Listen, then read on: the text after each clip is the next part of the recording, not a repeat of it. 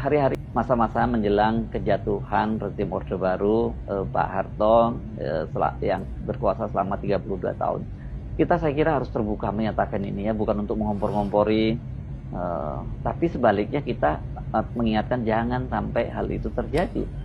Bukan tanpa alasan bila akhirnya publik mulai melihat tanda-tanda sebetulnya reformasi jilid 2 itu.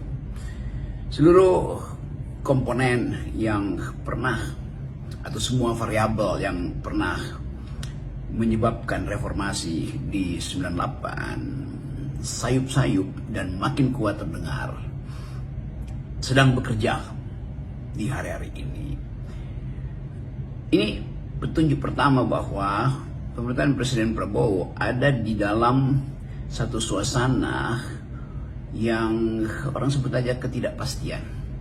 Padahal kita tahu bahwa kebutuhan kita untuk investasi yang memang sangat diperlukan untuk mendrive 8% pertumbuhan ekonomi memerlukan kepastian. Semua teori di dunia itu tidak ada orang yang mau investasi di suatu negara, dalam hal Indonesia tentu, bila tidak ada kepastian arah politik, kepastian ketertiban atau order di dalam pemerintahan, kepastian stabilitas, kepastian hukum apalagi itu.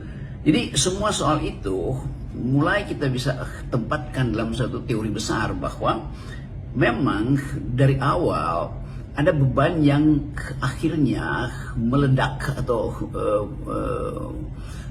bukan sekedar meledak, tapi menindih, beban yang menindih pemerintahan Presiden Prabowo akibat kebijakan presiden sebelumnya tuh. Hal yang biasa orang katakan, loh semuanya Jokowi, kan sekarang Presiden Prabowo. Oh iya, politik itu, ekonomi itu, rencana itu, semua hal yang pernah dilakukan di masa lalu tentu punya impact di masa kini. Jadi kalau dikatakan bahwa kan ini periodenya Pak Prabowo, oh iya 800 triliun yang mesti dibayar itu hutang dari Prabowo. Bukan, itu hutang bawaan dari Presiden Jokowi.